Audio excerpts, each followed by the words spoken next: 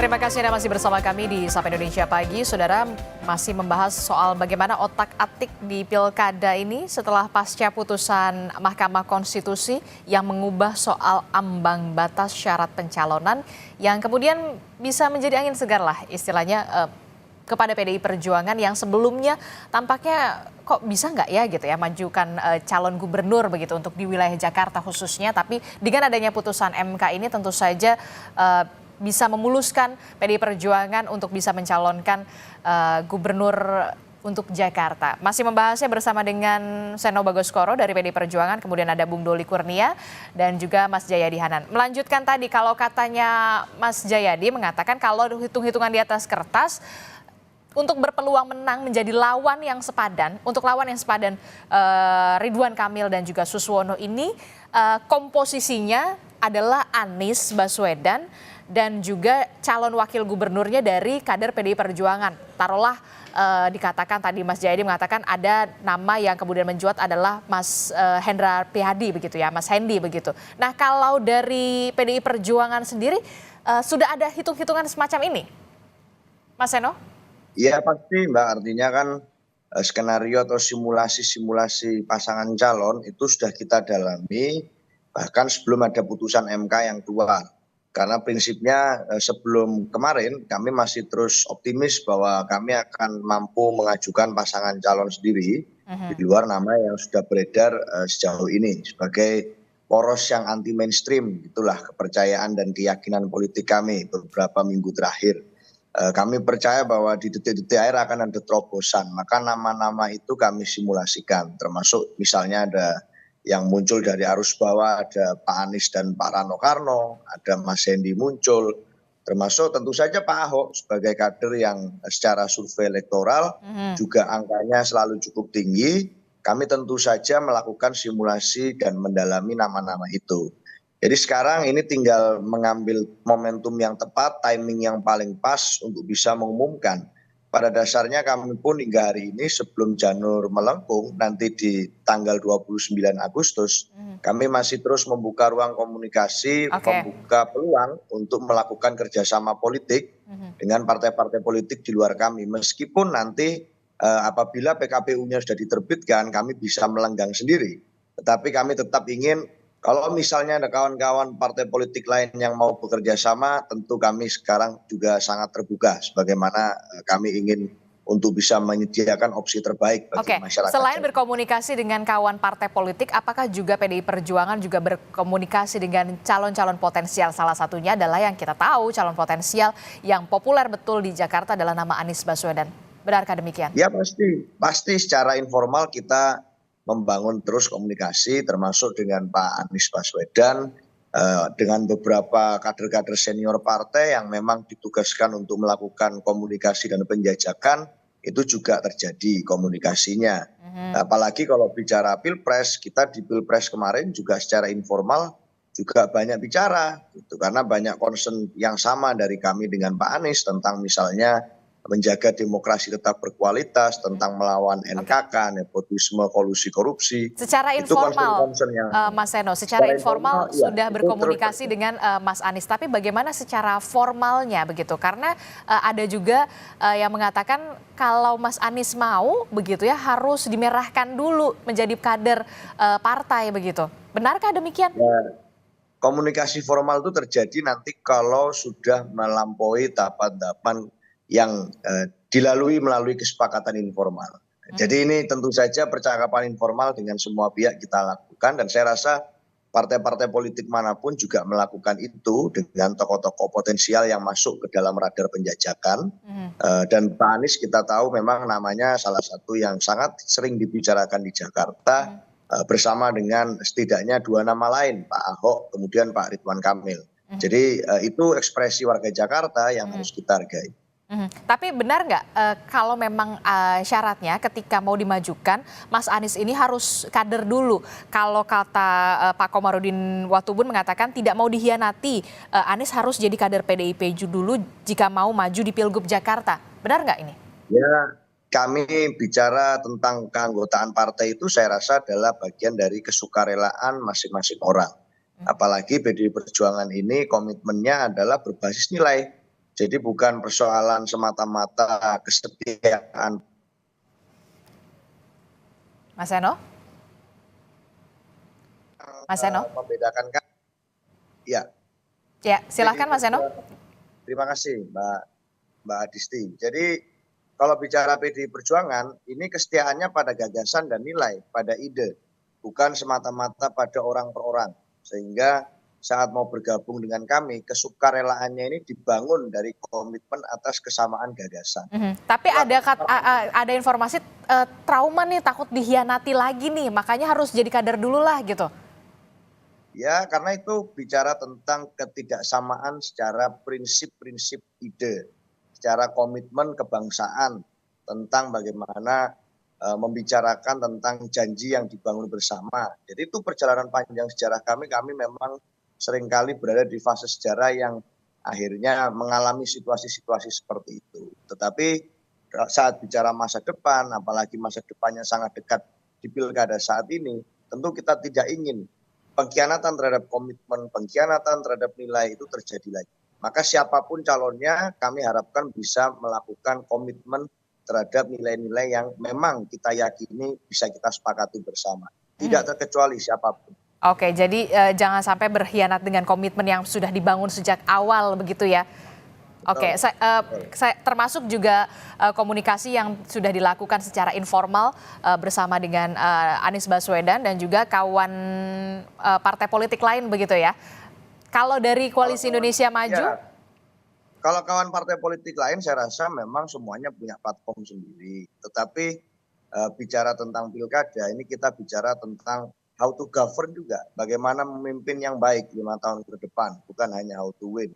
Ibu Ketua Umum kami kalau menyampaikan pemikiran politiknya di dalam forum pada saat menyampaikan rekomendasi kepada calon kepala daerah di gelombang pertama kemarin misalnya, itu bicaranya titik tekannya ada pada bagaimana memimpin yang baik, bagaimana menjaga nilai-nilai demokrasi yang baik. Sehingga tentu saja hal-hal semacam itulah yang kita dalami pada saat melakukan komunikasi dengan tokoh-tokoh di luar partai. Karena kalau tokoh-tokoh internal partai itu semua sudah ada di dalam proses kaderisasi kami. Oke, secara informal sudah berkomunikasi bersama dengan Anies Baswedan untuk membahas juga soal dinamika pilkada ini, apalagi setelah putusan MK ini ya, yang kemudian bisa PDI Perjuangan mencalonkan calon gubernur atau calon wakil gubernurnya dari PDI Perjuangan untuk Jakarta yang kita tahu ini merupakan center of attention begitu. Nah, kalau dari Koalisi Indonesia Maju sendiri, Bung Doli ini kan itu artinya dengan adanya putusan MK, partai politik selain Partai Golkar juga bisa sebenarnya mencalonkan, kemudian PDI Perjuangan, Gerindra. Nah, kalau di Koalisi Indonesia Maju ini bagaimana bisa terus untuk mensolidkan setelahnya ada after putusan MK ini, jangan sampai yang dikhawatirkan adalah ada gerakan balik kanan.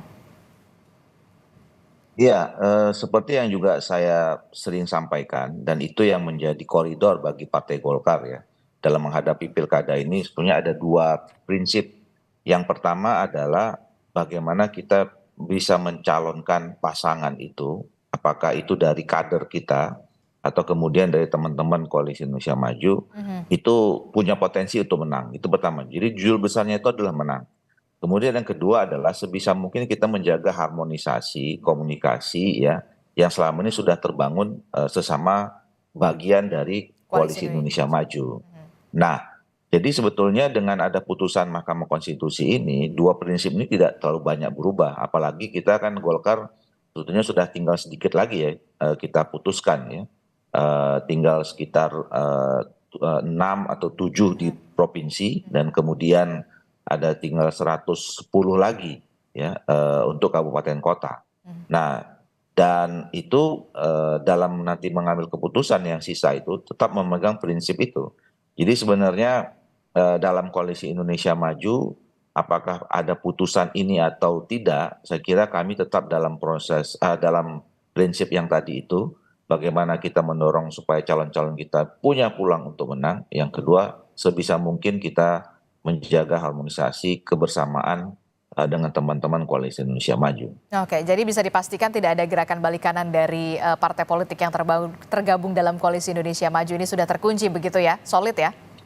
Ya, sebetulnya istilah balik kanan itu kan pengertiannya begini, kita bisa maju sendiri-sendiri. Betul, Nah, putusan Mahkamah Konstitusi ini juga ada di beberapa daerah yang bisa bang. masing-masing di antara kita itu Mhm, bisa juga maju sendiri-sendiri gitu. mhm, Tetapi tadi karena kita terus ingin merawat ya kebersamaan kita selama 5 tahun ke depan dengan teman-teman Koalisi Indonesia Maju yang bagaimana supaya nanti ada sinergi antara pemerintah pusat dengan pemerintah di daerah, maka kami tetap membangun kebersamaan itu.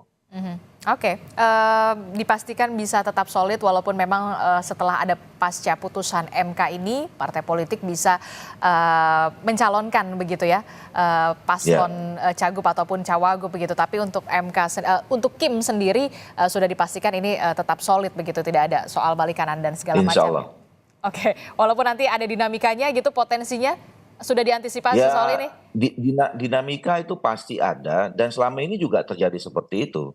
Ya, kita dalam memutuskan final dalam pencalonan satu pasang di daerah tertentu itu pasti prosesnya juga cukup panjang ya, Mhm. dinamis.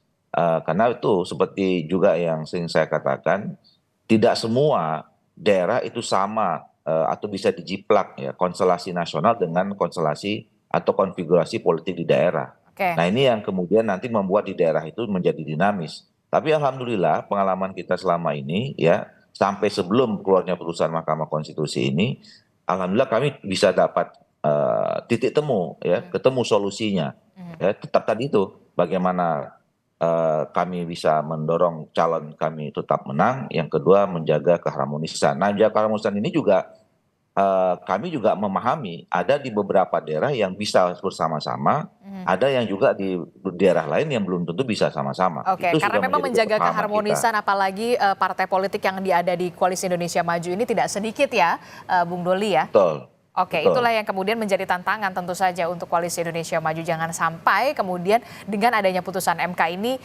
ada dinamika kerikil-kerikil yang akhirnya apa ya, ada gerakan balik kanan. Itulah yang kemudian dijaga keharmonisannya. Nah, kalau Mas Jayadi, terakhir Mas Jayadi, Anda melihat kalau Koalisi Indonesia Maju, adakah potensi ini, dinamika setelah pasca putusan MK ini? Karena kita tahu Koalisi Indonesia Maju ini partai politiknya banyak sekali yang tergabung di dalamnya. Apalagi setelah MK ini, parpol ini bisa memajukan sendiri calonnya. Ya memang tidak mudah ya menyeimbangkan antara dinamika politik nasional dengan dinamika politik di daerah masing-masing ya. Contohnya itu misalnya di Tangerang, Tangerang Selatan kalau nggak salah itu kan Golkar punya calon sendiri, sementara Gerindra juga punya calon sendiri. Di Banten kemungkinan juga Golkar punya calon sendiri, sementara yang lain di Kim mungkin berbeda gitu. Itu contoh saja. Dan apa selama ini dan itu belum putus solusinya gimana gitu. Tapi dugaan saya begini ya. Untuk daerah-daerah yang sangat strategis seperti Jakarta Mhm. atau Jawa atau daerah lain yang dianggap sangat strategis, dugaan saya Kim akan berusaha untuk sesolid mungkin apa namanya agar tidak ada yang balik kanan atau balik kiri atau belok kiri itu ya. Seperti Jakarta. Di Jakarta dugaan saya apa namanya sudah sulit bagi partai-partai itu yang 12 partai itu untuk pindah, terutama partai-partai yang punya kursi di parlemen. Tapi di daerah-daerah lain yang tidak terlalu dianggap tidak menjadi perhatian atau concern utama dengan berbagai pertimbangan ya, pertimbangan pemerintahan ke depan, pertimbangan politik, Mhm. pertimbangan pemilu 2029 dan sebagainya, maka daerah-daerah itu mungkin akan agak dilus, dibiarkan bertarung, misalnya kalau yang tidak ada solusi untuk bersama, dibiarkan bertarung, Oke. tapi dengan kesepakatan bahwa itu tidak akan mengganggu koalisi Kim di tingkat nasional. Jadi ada level gradasi apa keketatan dalam menjaga soliditas Kim itu. Tapi kalau untuk wilayah strategis di Jakarta itu artinya tidak akan banyak berubah gitu kalau dari Koalisi Indonesia Maju plus ini.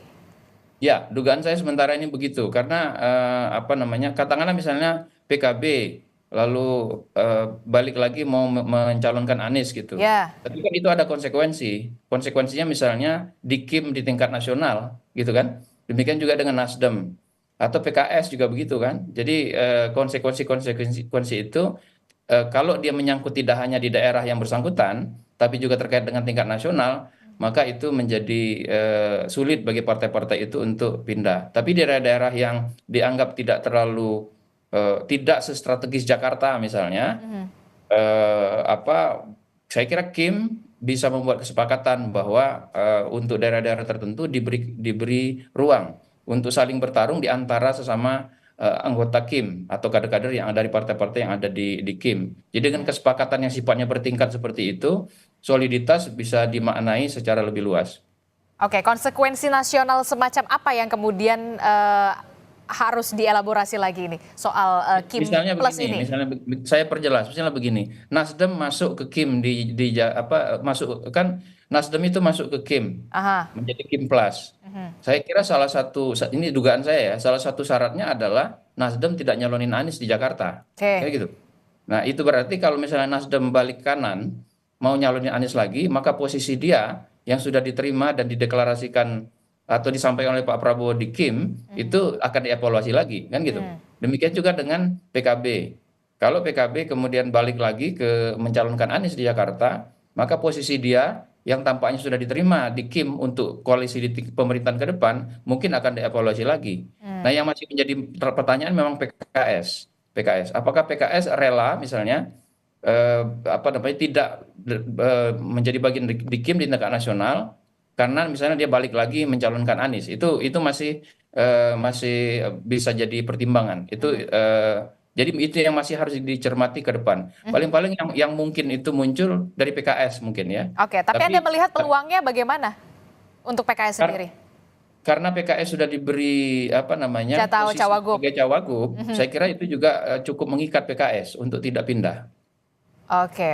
Jadi cukup mengikat PKS begitu ya, untuk mengikat PKS karena memang sudah mendapatkan kursi calon wakil gubernurnya Suswono begitu ya, mendampingi dari Ridwan Kamil. Tentu saja kita masih akan melihat apakah nanti dinamikanya seperti apa otak-atik peta pilkada pasca putusan MK ini, karena memang putusan MK ini diputuskan di hari-hari terakhir menjelang pendaftaran pilkada. Terima kasih Bung Doli telah bergabung bersama kami dari Partai Golkar, kemudian Mas Seno dari PDI Perjuangan dan juga Mas Jayadi Hanan. Terima kasih Bapak-bapak semuanya, selamat pagi, assalamualaikum, sehat selalu.